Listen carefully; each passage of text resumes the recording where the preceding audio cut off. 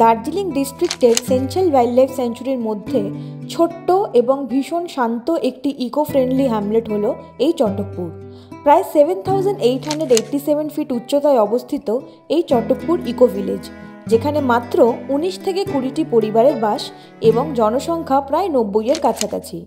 বহুদিনের ইচ্ছে ছিল এই জায়গাটাতে ভিজিট করার, তাই ফেব্রুয়ারি মাসে আমরা 3 বন্ধু মিলে চলে আসলাম এই চমৎকার চটকপুরে। Hello everyone, it's me Sukanya. Welcome back to my channel. আমি আবার এসে গেছি একটা ছোট্ট ট্রাভেল ব্লগ নিয়ে।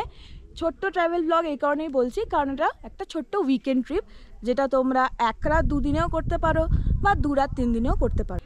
আজকের ভিডিওতে আমি তোমাদেরকে চট করে চটকপুরটাকে ঘুরিয়ে দেবো। আজকের ভিডিওতে আমরা চটকপুরে কিভাবে আসলাম, কোথায় স্টে করছি, চটকপুরে কি কি ঘুরে দেখা যায়, সমস্ত ডিটেলস এই ভিডিওতে শেয়ার করব। তাই ভিডিওটা একদম শেষ অবধি দেখো, স্কিপ না করে। আর ভিডিওটা ভালো লাগলে সাবস্ক্রাইব করে দিও।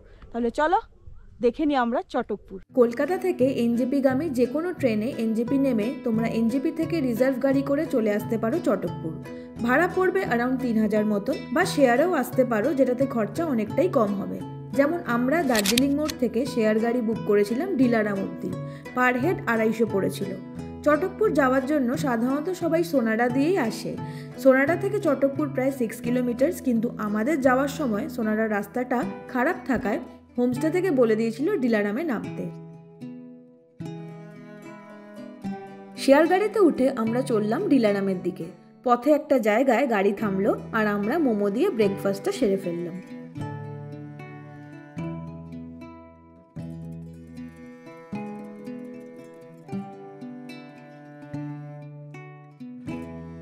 আমরা ডিলারাম পৌঁছে হোমস্টের পাঠানো গাড়ি করে খাড়াই এবড়ো খেবড়ো রাস্তা ধরে বাগোড়া গ্রাম হয়ে রওনা দিলাম চটকপুরের উদ্দেশ্যে। ডিলারাম থেকে আমাদের গাড়ি হোমস্টে অবধি নিয়েছিল 1500 টাকা। বলে রাখি, গ্রাউন্ড ক্লিয়ারেন্স হাই থাকবে এরম কোনো গাড়ি করে আসলেই এই রাস্তা অতিক্রম করা সম্ভব।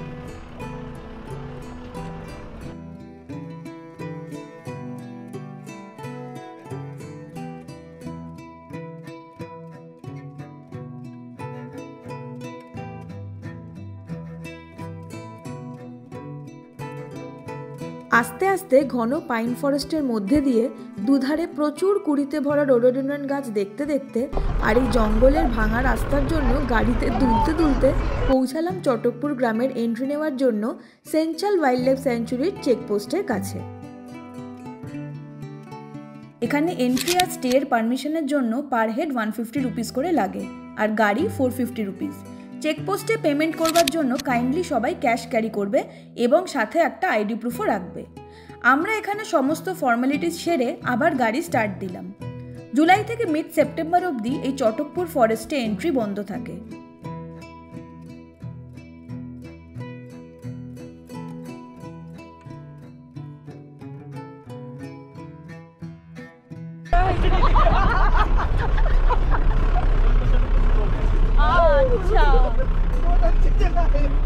আমাদের হোমস্টেটা ছিল চটকপুর গ্রামের ওপর দিকে। কেউ চাইলে তোমরা নিচের দিকেও থাকতে পারো যদি পাইন ফরেস্টের ফিল নিতে চাও, কিন্তু কাঞ্চনজঙ্ঘার ভিউ পেতে হলে ওপরের দিকের হোমস্টে বুক করতে হবে।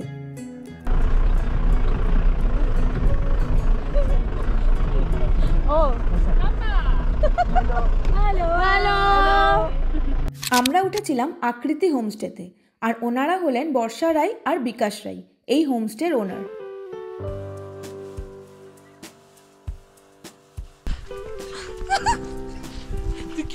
ভিডিও করছিস? কি সুন্দর ভাই। হ্যাঁ,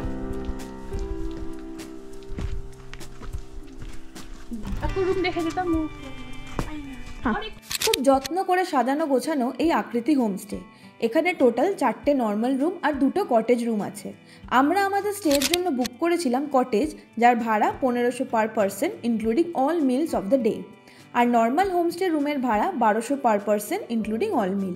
নেটওয়ার্কের বেশ অসুবিধা আছে, কিন্তু ওনাদের ওয়াইফাইয়েরও ব্যবস্থা আছে। পেমেন্ট চাইলে অনলাইনেও করা যেতে পারে। চলো তোমাদেরকে রুম ট্যুরটা দিয়ে দিই।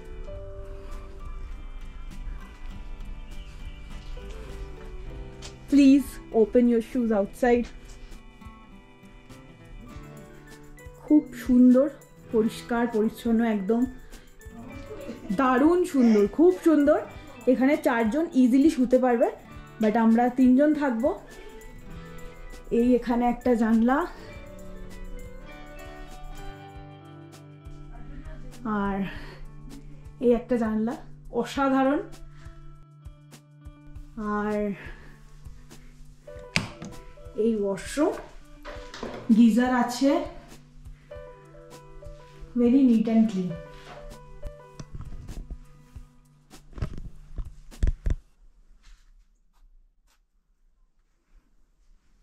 ডিসেম্বর জানুয়ারি মাসে আবার কখনো কখনো মার্চ মাসেও এই চটকপুর গ্রামে কিন্তু স্নোফলও হয়ে থাকে। কিছু ছবি শেয়ার করলাম তোমাদের সাথে, যেটা আকৃতি হোমস্টে থেকেই পাওয়া, তাই কেউ চাইলে সেই সময়েও আসতে পারো। আমাদের লাঞ্চ রেডি, সেলফ সার্ভিস। এখানে স্যালাড আছে, ফুলকপি সবজি, ভাত, আন্ডা, ডাল, পাঁপড়, আলু ভাজা, পিকল। Let's dine in.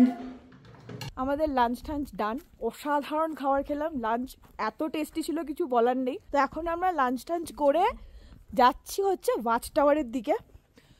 মারাত্মক ঠান্ডা, মনে হচ্ছে 7-8 হয়ে গেছে। আর কাঞ্চনজঙ্ঘার যদিও এখনও দেখা পাওয়া যায়নি, কিন্তু একটা অসাধারণ সানসেট হচ্ছে। চলো তোমাদেরকে ওয়াচ টাওয়ারটাতে নিয়ে যাই। আজকাল তো কালিম্পংয়ের পাশের গলিতে হোমস্টে বা দার্জিলিং ম্যালের থেকে একটু দূরে হোমস্টেগুলোই অফবিট বলে চালানো হয়, কিন্তু চটকপুর অনেকের কাছেই জানা, আবার এখনও অনেকের কাছেই অজানা। তাই আমি বলবো, যদি আসল অর্থে অফবিট এক্সপিরিয়েন্স করতে চাও, দেন এখানে একদিনের জন্য হলেও থেকে যাও। মেন শহর থেকে একদম ডিসকানেক্টেড, একটা ঘন জঙ্গলের মধ্যে ছোট্ট একটা মায়াবী গ্রাম, যেখানে দেখা মেলে বন্য প্রাণীদের এবং অনেক নাম না জানা পাখিদেরও। কখনো কখনো মনে হবে এখানে তুমি একাই আছো হয়তো, আবার মেঘেদের মধ্যে হারিয়েও যেতে পারো। এখানে পাখির ডাক আর ঝোড়ো হাওয়ার আওয়াজ ছাড়া কিছুই শুনতে পাওয়া যায় না, এতটাই নিস্তব্ধতা এই চটকপুরে। যারা ঘুরতে এসে ভাবো সাইট সিইং বা কিছু অ্যাক্টিভিটি করতে হবে, দেন সরি, চটকপুরটা তোমাদের জন্য নয়। এখানে এসে খালি চুপচাপ প্রকৃতিকে ফিল করো।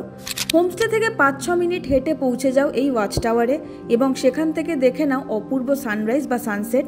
আর ওয়েদার ক্লিয়ার থাকলে এখান থেকে টাইগার হিলের চেয়েও ভালো কাঞ্চনজঙ্ঘা দেখতে পাবে। ওয়াচ টাওয়ার ছাড়াও ঘন পাইনের জঙ্গলের মধ্যে দিয়ে কিছুটা নিচে নেমে যাও, দেখতে পাবে এক ছোট্ট লেক, কালীপোখরি, যেখানে আবার বন্যপ্রাণী মাঝে মাঝে জলও খেতে আসে। আমরা 3 বন্ধু বেশ কিছুটা সময় এখানে দাঁড়িয়ে সানসেট দেখলাম, আর দূরে পাহাড়ে টিমটিম আলো জ্বলে ওঠা দেখে আস্তে আস্তে হোমস্টেতে ফেরত আসলাম। ইভিনিং স্ন্যাক্সে আমাদের খুব টেস্টি মোমো দেওয়া হয়েছিল, যেটার ভিডিও আর তোলা হয়নি। আমরা পূর্ণিমার দিন এসেছিলাম, আর আকাশ সন্ধ্যের দিকে বেশ কিছুটা পরিষ্কার হওয়ায় প্রচুর তারা খালি চোখেই দেখতে পাচ্ছিলাম, যেটা অবশ্য ভিডিওতে বোঝা যাচ্ছে না সেরমভাবে। আমরা রুটি, চিকেন কারি আর আলু ভাজা দিয়ে ডিনার সেরে তাড়াতাড়ি শুয়ে পড়লাম, কারণ নেক্সট ডে সানরাইজ আর তার সাথে কাঞ্চনজঙ্ঘাটা তো দেখতে হবে। Good morning. আমরা ভোর 5:30 থেকে মোটামুটি ওয়াচ টাওয়ারে চলে এসেছি সানরাইজ দেখার জন্য। খুব সুন্দর একটা সানরাইজ দেখলাম, তোমাদের সাথে শেয়ার করছি, তোমরা দেখো।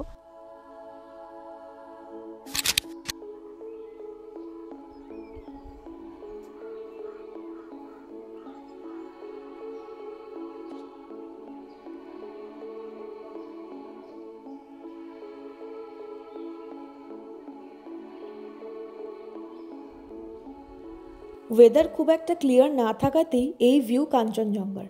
তাহলে সিজনে কি হবে সেটা তোমরা আশা করছি বুঝতেই পারছো।